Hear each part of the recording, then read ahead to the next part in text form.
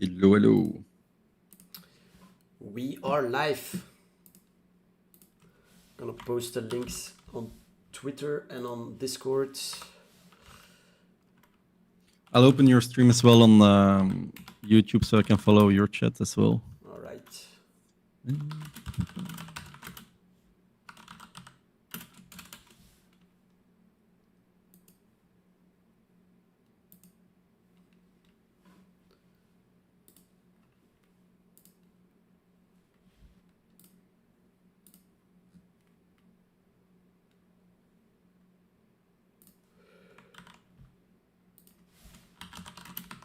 Hello, hello. I see Arya is in your chat. Welcome, welcome.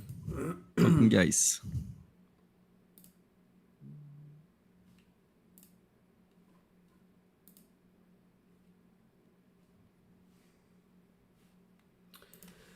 All right, links posted.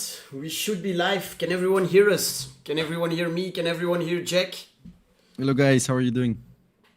Arya, Rahib, Edward, Bulai. Welcome, guys. We're gonna be waiting a couple minutes so some more people can join. Then we'll get started. I will start off with giving my thoughts on the chart as always, mainly focusing on the higher time frames, and then Jack will take over, also giving his thoughts on the macro perspective, but more talking about the FA side of things. But like I said, we'll give it a couple minutes, and then we'll get going. Also, if you guys have any questions, so if we see the questions in chat at the moment when it's relevant, we will take the question.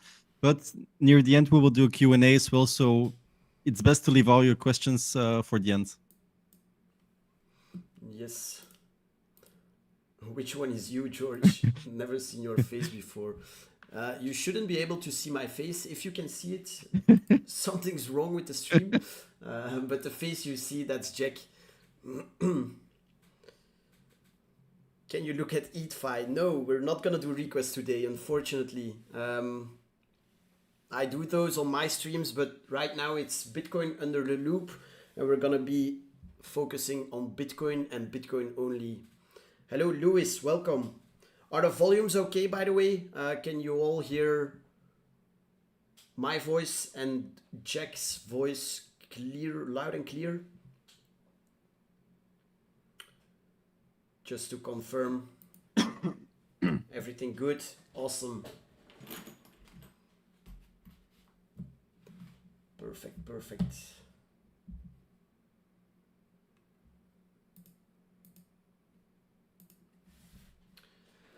Close green today, let's hope so. I'm not sure about that, but we'll see. Anything can happen, you know. But as of now, it's not looking too hot. But we'll see. Make sure you guys go check out Jack on Twitter as well. I have a link in the description. Go follow him. And go check out his stream as well. Like and subscribe if you haven't already. That helps us a lot to grow on these platforms. So that would be much appreciated. I see we already have 50 people. That's awesome. We'll give it a couple more minutes and then we'll get started. Yeah, I think I just saw it on Twitter that there is Russian fighter jets in the US or something. So that might be why the price is dropping at the moment. Oh no. In Alaska? I don't know. Another news dump.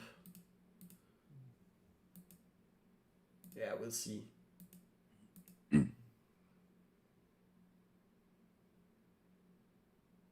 Macro D. Haven't been here in a long time. Welcome back, man. Welcome back.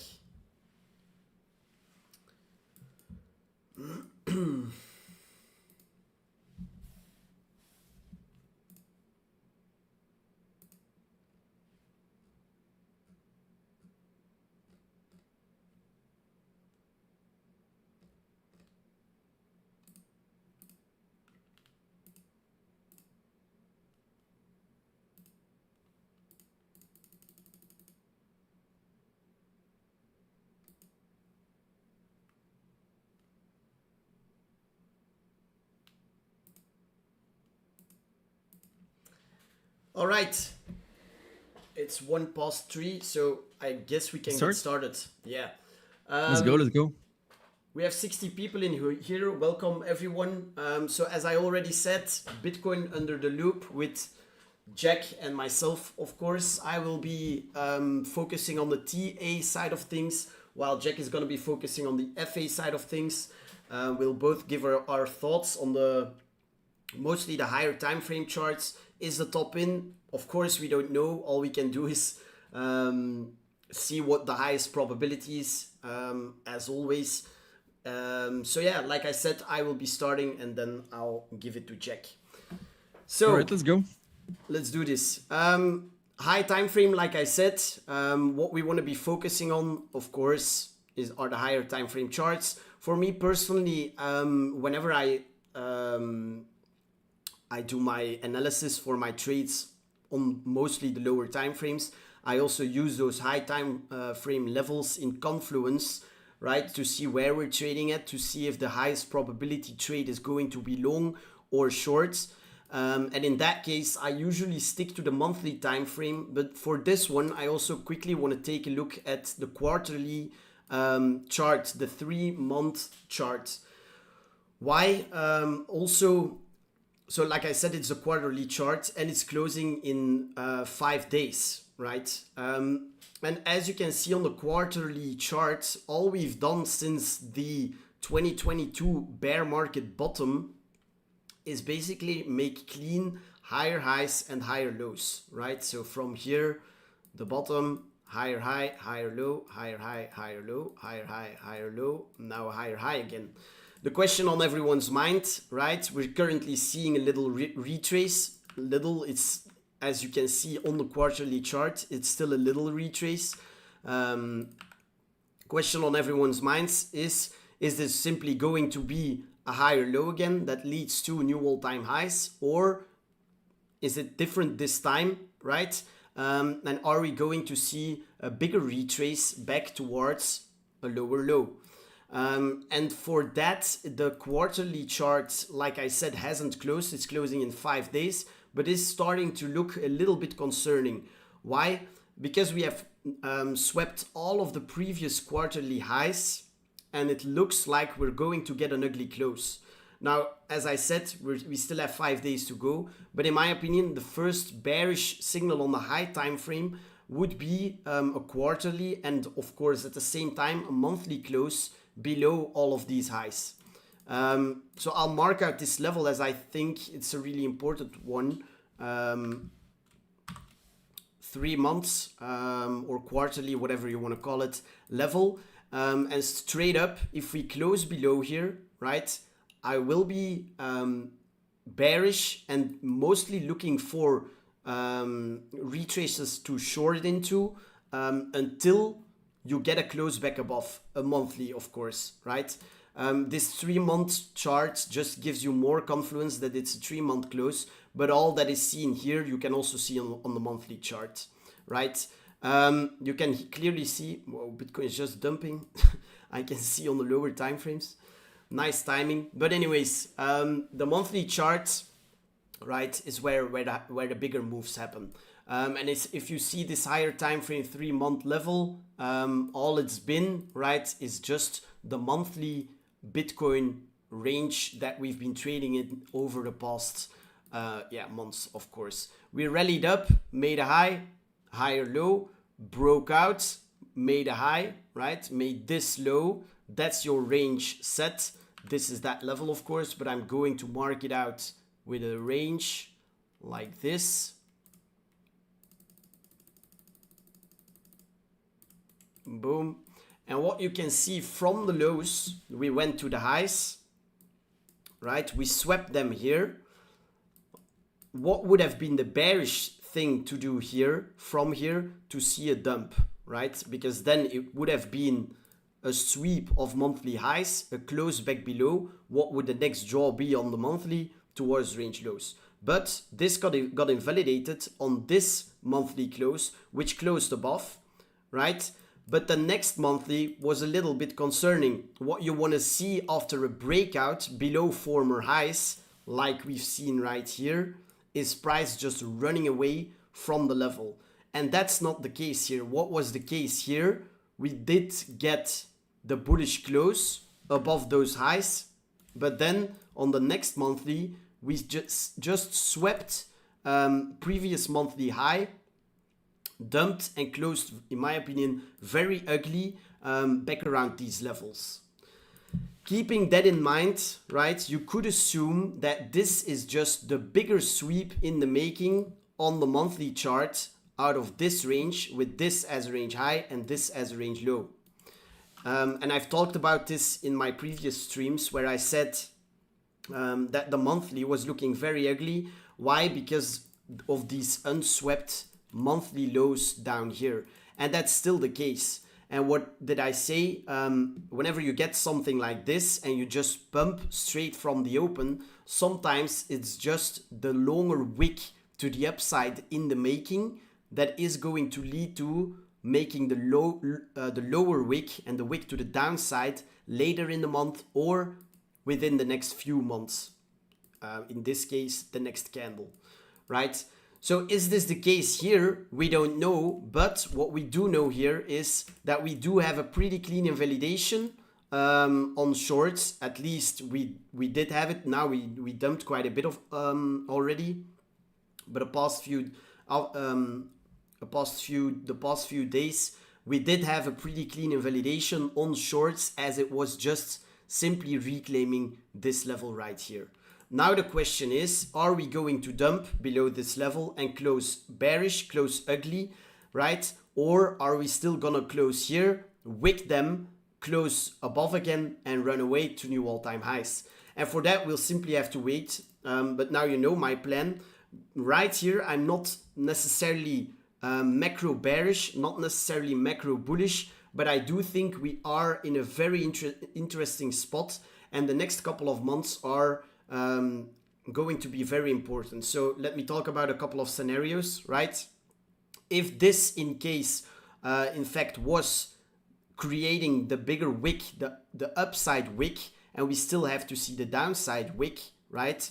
And it happens within the same candle, for example, and we close below these levels on this monthly, that would also mean a close below there on the quarterly chart. And in that case, I think it will be very hard for us to just engulf that candle and go for all-time highs. So at that point, I will be cautiously bearish. On the other hand, if we still manage to close somewhere up here, maybe a little bit stronger, I wouldn't be surprised if we still go for these lows, because like I said, I feel like there's gonna be a lot of liquidity resting below there. And the fact that we are trading that close to those levels, I would be surprised if we don't at least take them. All right. So if we close the monthly here, what I'll be looking for is downside early in the month, once again, to create the lower wick, just like we created the higher wick up here early in the month, and see downside after. What I would like to see here would be a close downside early in the month to create the lower wick, something like this, wick in here, and then see a very strong close back above these two levels. If we see that, then I think we will be trading to new all-time highs after that within the next couple of months. As long as we don't do that and we break back below these levels and close ugly below these levels, I think bounces are going to be for shorting, targeting first range mean and second range low. All right. It's still possible at that point that we close down here, that we bounce from range mean, right? And then reclaim this and go for all-time highs. But I also wouldn't be surprised if we come down all the way towards this range low level. All right, that was a lot of talking on the monthly. Let's take a look at the lower time frame. I mean, not the lower time frame, but the weekly and daily levels. So as you can see, this was this weekly sweep, monthly sweep of that former monthly high. Downside, then pump back. This is where I was looking for shorts. Once again, why was I looking for shorts? We pumped straight from the monthly open into key resistance, monthly resistance, with clean lows resting below us, right? And that's when you get that good risk reward. I mean, at least decent risk reward if you short up here and keep your stops right there. Even already to these lows is already 1.8R. If you target all the way down here, it's going to be much better. But that was basically my thesis behind all of that. And you can see on the weekly, it's even cleaner, that a close below this wouldn't be a good idea. I think you can all wouldn't be a good thing to do. I think we can all agree that if the weekly now dumps below here and we get a monthly close below here, which will likely also give us some more daily closes and stuff below here, then the draw on liquidity becomes way more there, and this can simply be seen as a sweep above this, or a liquidity grab above this, or a deviation above this, whatever you want to call it. But you get the point. Where would the next draw be on the higher time frames? At least towards this low into range mean, but even cleaner all the way down towards this low. So I'm definitely not ruling out coming all the way back down towards here because of the look of the higher time frames, but we're still early to call for this, as we still need that clean break below here. Another reason why it would be that clean is because in that case, you also have a clean invalidation, which would be simply reclaiming this level. If we now fall down and break below here, and then we consolidate here a bit and reclaim the level, that would show signs of strength, and at that point, likely send us to new all-time highs after. So, small recap. Dumping below these range highs on the higher time frames wouldn't be a good sign. At that point, I would be targeting lower, and I would be looking for shorts on lower time frame pumps, as long as we hold above this, because we're still trading above it, right? I could see bounces, and I could still see us close strong on the monthly, still see a quick liquidity grab below here, but no higher time frame closes, and still trade towards all-time highs after that. All right, is that clear for everyone? It's clear to me. Yeah, I tried my best. Just want to say one more thing on the daily. Right, so I personally shorted up here. My entry wasn't the best, but the idea, right, that on why I shorted this is, I think, pretty clear, because the invalidation above this level was so clean. Low time frame liquidity resting there, getting taken, while higher time frame liquidity to the downside was unswept. And assuming that the monthly was building this higher wick, this upside wick, and we still had to make the lower wick, right, gave me enough confluence there to go for shorts. Now, still, let's say we don't go for this high time frame liquidity and we bounce from here, which is definitely possible, as I just said, because we're still trading above these high time frame levels, and just a pivotal area in general around here, right? Resistance, all the way resistance, broke above, support. So what if this is just a lower time frame retest that leads to more upside? Am I gonna flip bearish or bullish, or what am I gonna do then? Well, then it's still simple for me. As long as we don't reclaim the OTE area, the supply area, and the range high area, all lining up within the same area, right? You have OTE from the last leg, from the high to the low. Look for shorts on the retrace into OTE. You have your supply area resting here in the blue, and you have this key range high level, that monthly level that got swept here. So let's say we get an aggressive bounce from here and we pump in here. Am I gonna flip bullish? Not yet. What I want to see is a break above here. If we get that, then I can start talking about way higher. But until then, any pump into these highs, I would still consider as lower time frame sweeps that could lead towards that higher time frame liquidity after. It would be a brutal move. I think a lot of people wouldn't expect it, and a lot of people will get trapped if we bounce from here and go through these highs. But at that point, what would that be? For me, at least, a weekly, a daily sweep of key liquidity to the upside and a great short opportunity with clean risk rewards and a clean invalidation above these levels and a nice target down to these lows. On the other hand, if you don't want to go for it, that's your choice. If we break above here, yeah, then it's just gonna squeeze. Then bears won't be able to do anything. But until then, I'd like to be careful and assume that we still need to grab that lower liquidity down here. All right, if that's clear for everyone, that's gonna be my part. I am still in that short as just because of the reason that I just said. The invalidation up there was so clean, and right now I personally don't see a reason to close here for what's like 0.7 R or like 1 R. I'm not sure how much I'm up. My first target are these monthly lows down here. Why I'm not taking partial profits? Because I still think that even if we bounce to here, we could still see the dump. So I'm just gonna hold it. My invalidation is above there, and until we hit that, I'll keep that short.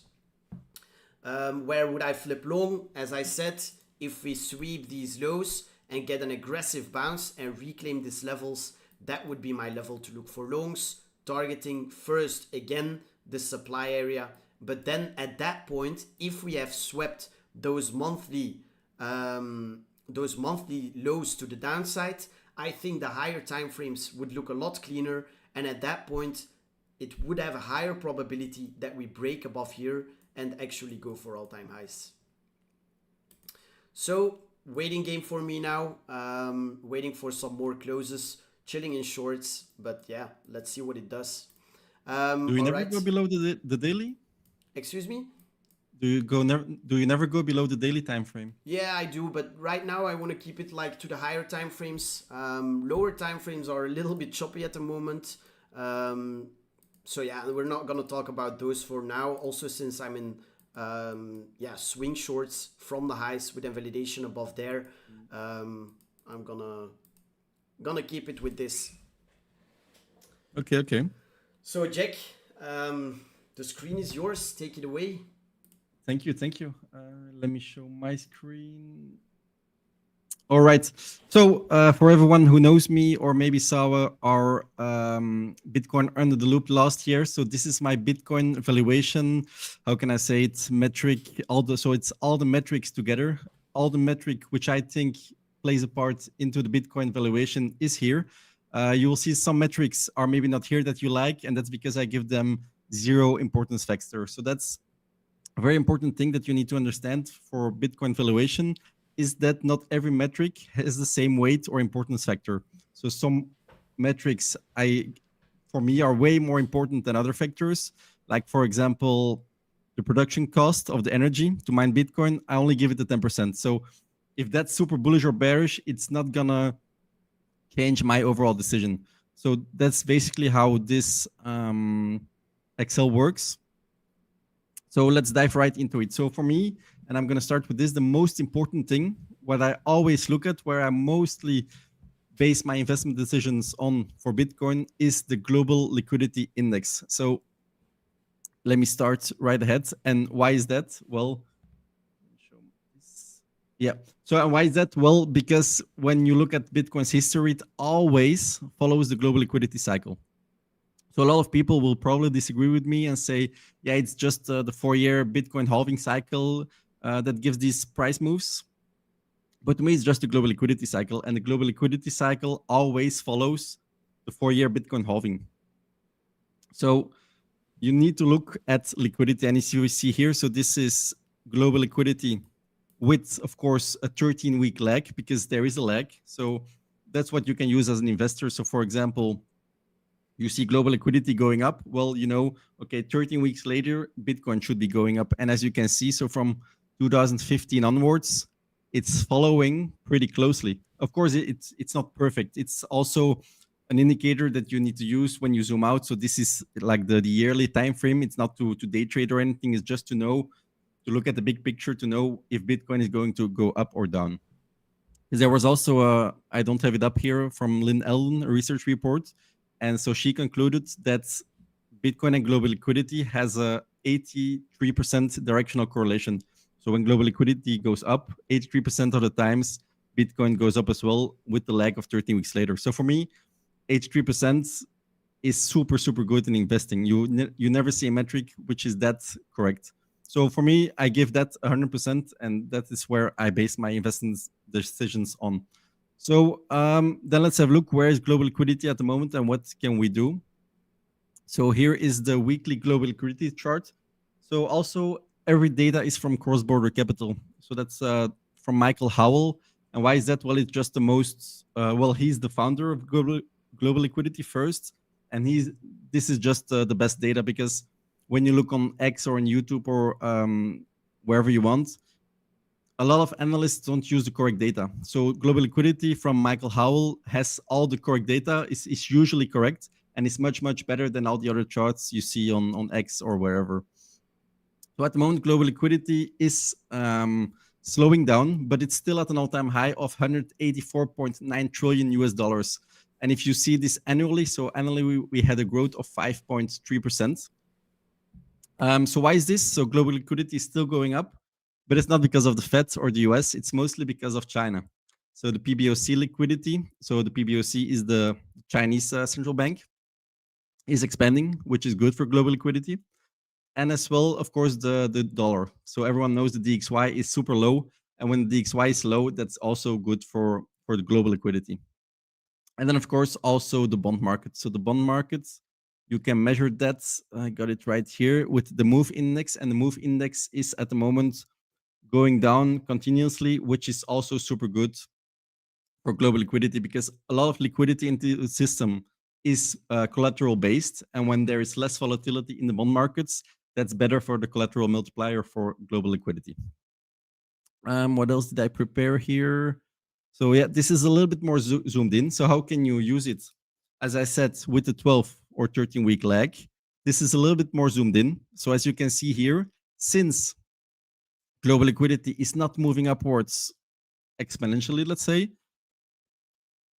Bitcoin price, according to global liquidity, should top out at 120K, which is only about 2, 3, 4% from here.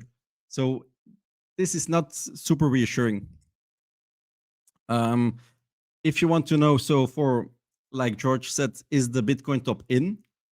I think so. According to the global liquidity cycle, the Bitcoin top will be in January. So in January 2026, this is normally when the global liquidity cycle will top out. And I think this will align with the Bitcoin top as well. Of course, you never know. But when it's January, when the global liquidity cycle is topping out, then I will reevaluate my decision. Maybe there will be more quantitative easing in the US because of the midterms and who knows what. And I'm going to reassess them. But at the moment, I'm thinking of selling everything. Well, maybe not everything in Q1 2026, according to the global liquidity cycle. Let me show the sheets real quick. So I give this 100% weight, and you can see this here as well. So what did I think? It's bullish a little bit since it's going up, but not much. So it's more neutral for me. The MOVE index, as I said, this is basically part of the global liquidity index. That's why I say 3%, but that's bullish. And then next up are the, oh no, sorry, I forgot the Fed liquidity. So the Fed liquidity, so this is from the US. Let me show this right here. Up. So, and this is what we saw last week from the FOMC meeting, is that the Fed is still in quantitative tightening. So the committee will continue reducing its holdings of treasury securities and agency debt and mortgage-backed securities. So what this means is that the Fed is still doing quantitative tightening. So basically they sell securities and they reduce liquidity into the market. And that's not good, because the US, that's the main financial system of the world. So we need Fed liquidity for Bitcoin to move higher. that's just it. And if we look at the Fed balance sheet, you can clearly see they're still in QT and they're reducing their balance sheet. Only positive thing is that the M2 money supply, so the Fed liquidity is moving upwards and is making new all-time highs. I saw on Twitter, I think it was today or yesterday, this chart, which is showing that, okay, the Fed liquidity is moving up enormously, but the Bitcoin price is not following. So a couple of things. One of the things I want to say over this is that Fed liquidity is only about 40% of global liquidity. So it's not the full picture. And then secondly, why is this not moving up? And I will talk about this a little bit later, is that, well, liquidity has to go somewhere. And at the moment, everyone knows it, gold is going exponentially. So all the Fed liquidity, which usually should go to Bitcoin, is going into gold at the moment. And that's one of the reasons why it's not moving up. I got this one, but this is basically the same chart, but you can see here clearly the same. So normally, every analyst more macro analyst on Twitter is saying, okay, if global M2 is going up, Bitcoin should go up. But like I said, first, it's not global M2 that you should look at, it's global liquidity. Global liquidity is much more accurate, and you can just see that Bitcoin's price and global liquidity is not helping at the moment.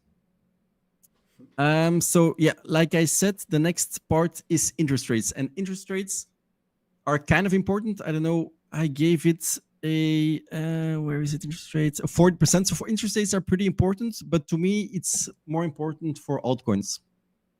So as we know, last week, the Fed cut its interest rates by 25 basis points. And the main reason was that there was downside risk to employment.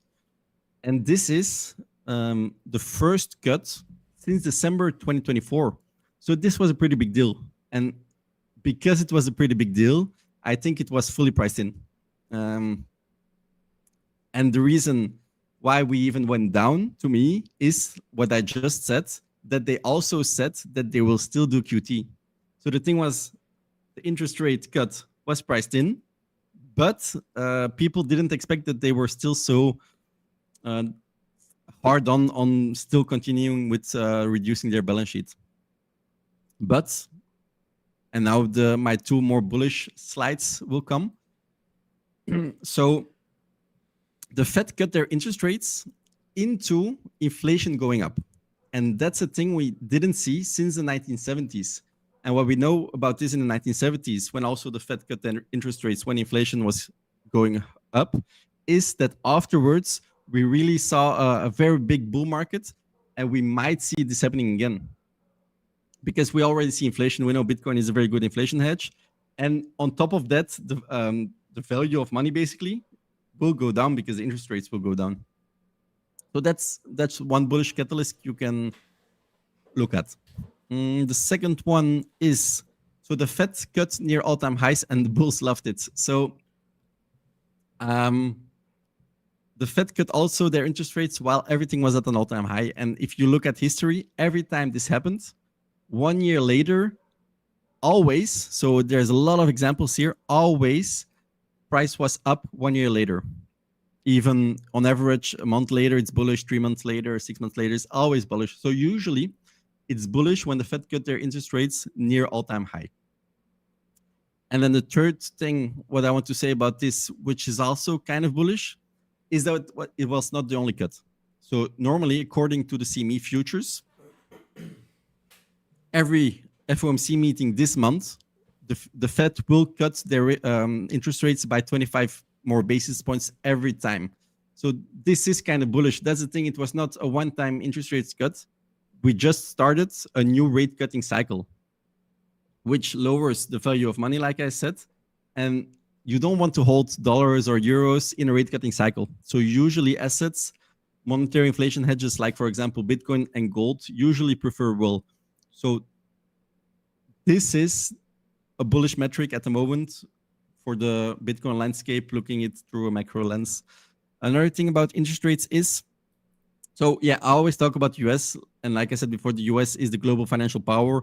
So if you want to make financial decisions, it's always best to look at US, but US is not the only country in the world. So this is the proportion of central banks cutting and hiking rates all over the world. And if you see here, 84% of central banks all around the world are in a rate cutting cycle, are cutting rates. So worldwide, this is a worldwide phenomenon. It's good. So it's good. The whole world is cutting rates, which should be good for Bitcoin because it's also a global asset. So interest rates, pretty bullish. So let me show the chart again. So as you see here, bullish, a little bit bearish I gave it. And it's, to me, it's a 40% importance factor. Moving forward, the DXY. So the DXY is going down as well, and the US dollar is having its worst year since decades. And why is this important? Well, if the dollar is low compared to other currencies, that's also good for liquidity because the value of non-US central bank liquidity and the collateral will go up.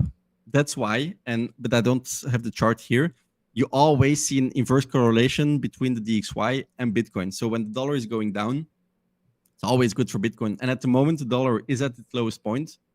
And so, which should be good for Bitcoin. All right, next up, and I spoke about it a little bit before, is gold.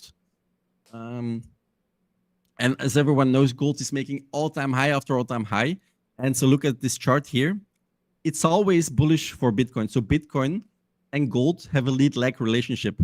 So first, gold makes this move, and we saw this all throughout history. But then, to me, it's 90 to 100 days lead that gold has. So normally, at the moment, Bitcoin should be moving upwards. If you want to catch this move, let's say it doesn't catch this move. Maybe I can do it like this then maybe. In a couple of weeks, maybe, it should be catching this move from last week also. But this only works when certain macro conditions align. These certain macro conditions, like I show here, the DXY should be going down, the yield should fall, and liquidity should rise, which is all bullish, but it's not extremely bullish, like I just said. But it's happening. So normally in that environment, Bitcoin should move up according to the Bitcoin and gold lag lead relationship. Yeah, so and that's the thing. So gold is following exactly the global M2. And as I showed you guys before, where was it here? Bitcoin is not doing that. And the reason why I think it is, like I said, gold is taking all the liquidity away from Bitcoin. And that's one of the reasons why Bitcoin Bitcoin cannot go up, is because all the liquidity is flowing towards gold. And I hope if the lead lag correlation still works like it did in history, Bitcoin should follow the coming weeks. So that's also a bullish thing, in my opinion. Nice. Yeah, here you see it. And then, so as you can see here, it's also not new that Bitcoin and gold don't move at the same time.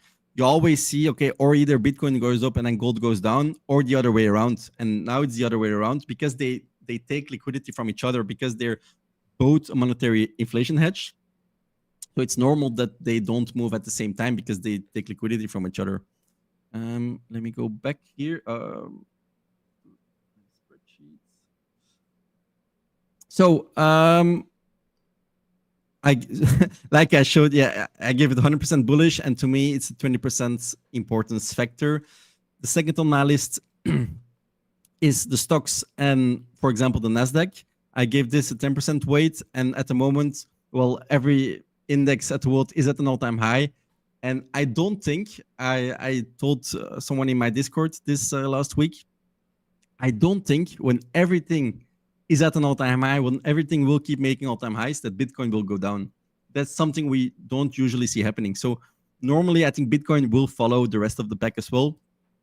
I don't have a chart for this. You can also value Bitcoin if you compare them to other currencies. I don't have this as well. So I'm not going to show everything today because then we will be here for about 2 hours. I only show the things that are important at the moment. For example, ETFs, I don't have anything up. And I also think it's less important than before. some guys that were here last year when I did the stream with George, I gave this, I think, 100% or even 70%, because back then the ETFs were the hottest thing, and it was super important how Wall Street viewed Bitcoin. But as we know at the moment, it's stabilized. It's not that important anymore. So that's why I'm not going to show it. Exchange inflows and outflows are also super important. And then my next thing, let me drink first, sorry. I'm rambling. So the open interest to me is also super important. And I think this was one of the reasons why we saw the drop. So where was I? So here at last week, there was a lot of open interest, and I was expecting a flush. It was bound to happen. A lot of people were too excited. There were friends of mine who were talking, yeah, should I buy Bitcoin now? Everyone thought, yeah, it was going to be super easy. I'm going to go leverage long. The Fed cut their interest rates. It's usually bullish. We're near the end of the cycle. Everything will go up. Of course, the market will not let that happen so easily. Of course, we needed the flush. We haven't seen a flush like this since the tariffs of April the 2nd. So, of course, it was bound to happen.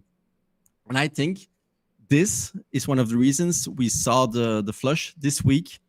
This plus, of course, the QT, liquidity not being there, and gold taking all the liquidity. To me, these are, at the moment, the most important factors why we saw the drop, if someone was about to ask that question.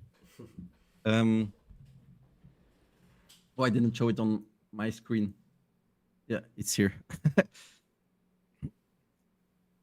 So you can see, so this is it's a Bitcoin stream, but as you can see here, most of the liquidities were in altcoins because everyone was thinking, yeah, alt season will come. If you look Bitcoin, not that much, but of course we need to look at the whole crypto market together.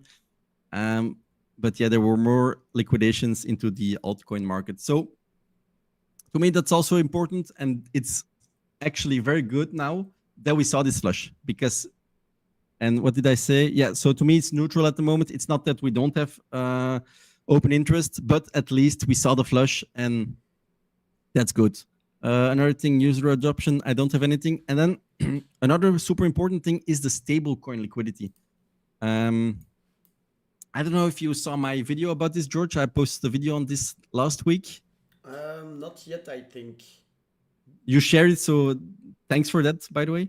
No but so if you guys want, so I'm not gonna go over this because my video lasted 18 minutes. So if you guys wanna look at that, you can look it up on my YouTube channel. So my latest video is about the stablecoins.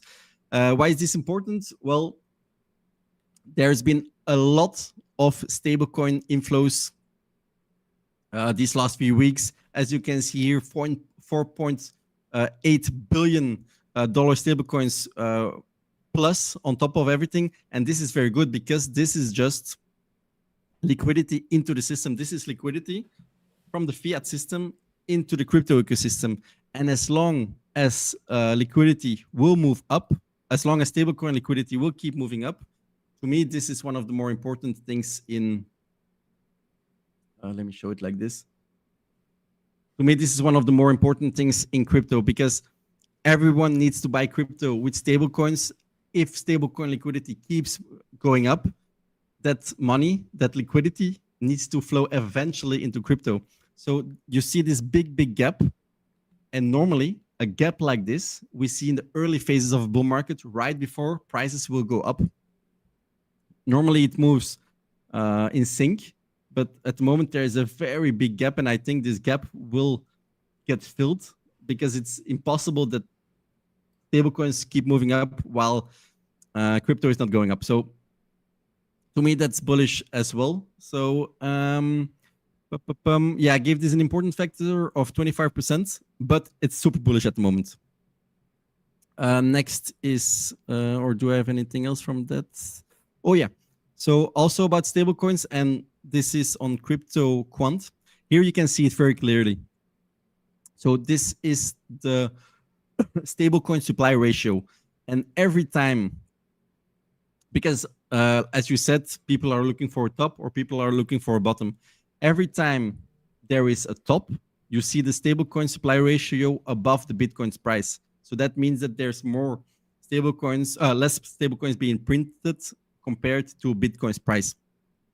And at the moment, stablecoin supply ratio is just falling and falling and falling. And this is something we see at the local bottom. So this being so under the Bitcoin price is also super bullish to me.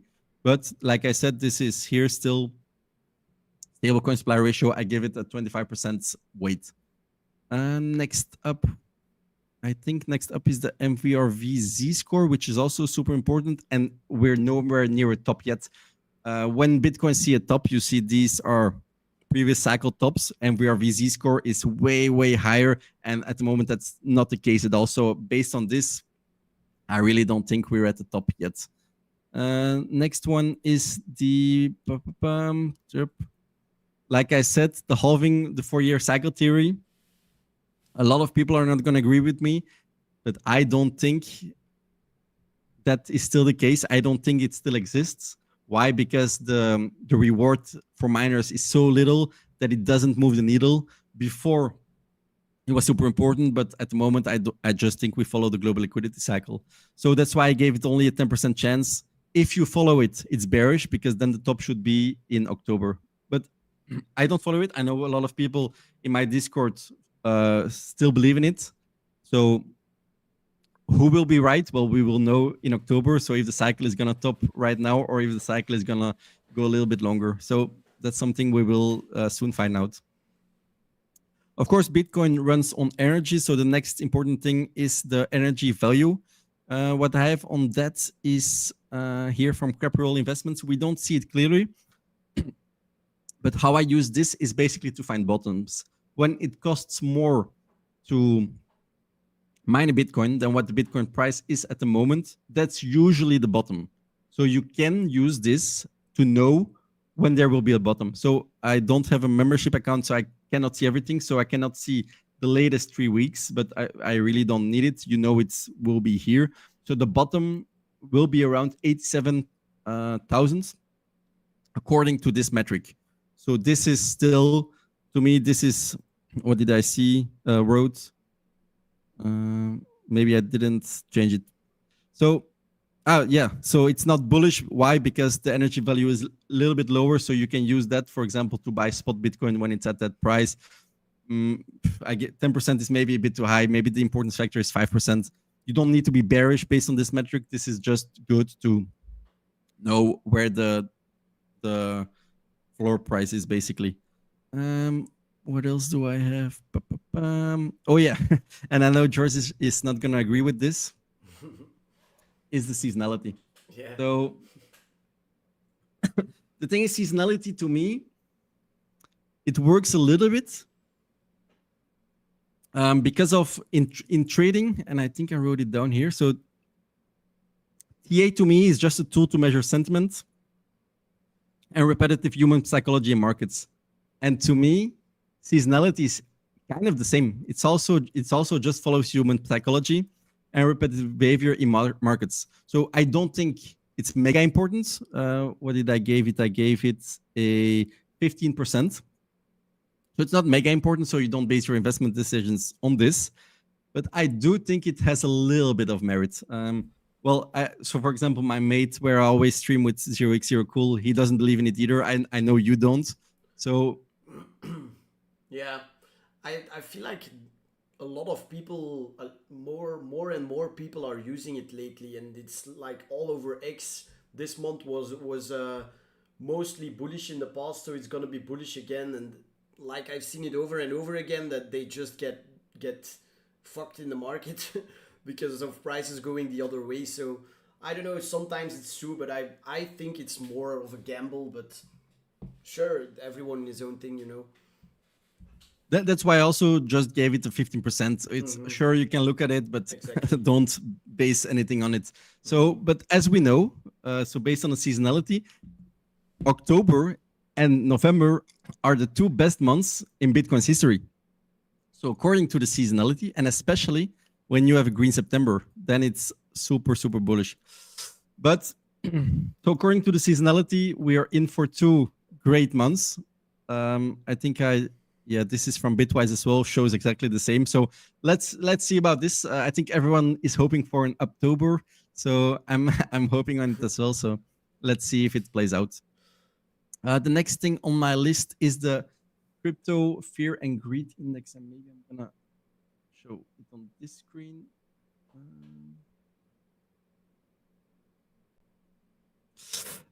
So at the moment, fear and greed we're at the moment in fear, and to me this is good. Why? Because you use this as a contrarian signal. So when you have a lot of fear, that's usually a good buy signal. So for example, here you see it's a little bit more clear. Every time, so at the moment we're in fear, which is orange. Every time when we see the orange, it's usually a good local bottom. Or of course, the more fear there is, the better buy. But at the moment we're in 41, so a little bit into fear, which is usually a good place to buy on spot. And I think that's more the difference between me and George. So all my metrics are super zoomed out and are used to buy spot. It's not really used to go leverage or to make short-term trades. That's more where TA is better. And of course, I'm now showing the Bitcoin Fear and Greed Index, but as you guys see, I only give this like a 10%. So normally I don't really look at it, maybe real quick once a week, and then that's also about it. Google Trends is also a good metric to measure the sentiment, and I give this a 5%, and so sentiment is super low. Normally in a bull market, sentiment, so the Google searches for Bitcoin go through the roof. Everyone is looking at Bitcoin. Everyone is talking about Bitcoin. At the moment, that's not the case, and it's even going down. You can even chart this.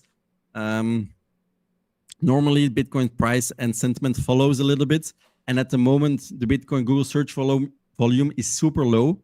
So I think that's super bullish. So let's go back to the chart. So this is bullish at the moment.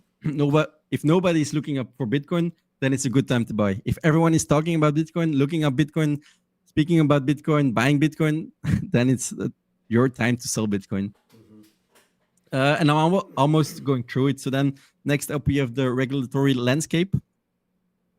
And as we guys know, so I didn't prepare anything for this, but the regulatory landscape for Bitcoin and crypto in general is just super bullish at the moment. The only question is, when will the strategic Bitcoin reserve come? Who knows? Oh yeah, the only thing what I wanted to show about this is that the Senate is holding a hearing on digital asset taxation on October 1st. And why is this important? Is because I think, I'm not sure, they want to have no tax on crypto.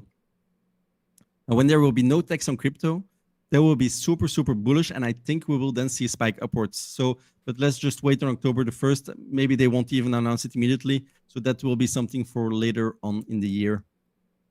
And then the last thing is war risk. And at the moment, that was funny, I spoke about it in the beginning of the stream.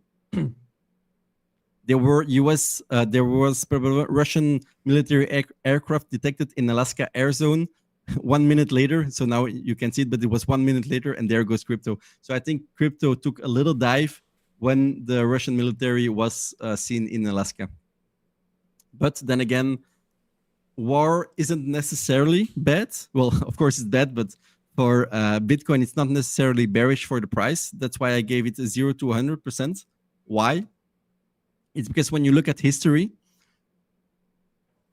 almost always when there is a war, the central bank is printing a lot of money, which inflates asset prices. So actually, when there is a war, Bitcoin moves upwards, but you never know. You never know what they're going to do. That's why I gave it a 0 to 100%. More short term, I feel like it nukes, but usually whenever they talk about the war, you get those lower time frame dumps, but I've seen that they are often a very good buy opportunity indeed. So I agree with that. Yeah. All right. And so this was literally every valuation metric that I think it's important for Bitcoin.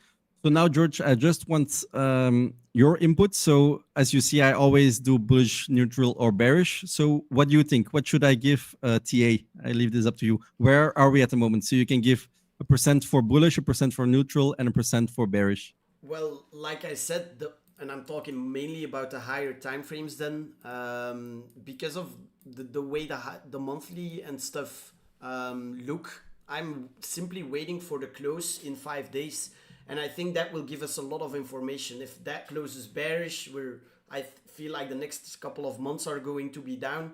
If that closes bullish, we could see all-time highs within weeks, you know. So I would give it like probably 80% neutral, and both 10% bullish and 10% bearish because of those reasons. Okay. So yeah. All right. Good stuff. Was very interesting. Thanks. So my phone just died, so I cannot see the comments. If you guys have any questions, I'm sorry. We had one question. Why don't you use stablecoin dominance rather than total stablecoins? Well, I'm a guy in my Discord asked the same question. I'm not really a fan of stablecoin dominance. To me, it doesn't really show anything, especially now, because a lot of people use it just USDT dominance because it was something that worked in the past when there was only USDT. But now there are so many stablecoins that it just doesn't do anything, in my opinion. To me, it's more important to look at just the liquidity, how much liquidity is entering the system. Maybe I can show it again. And yeah, well, yeah, that's just it. That's just to me much more important than looking at the dominance of it. Makes sense.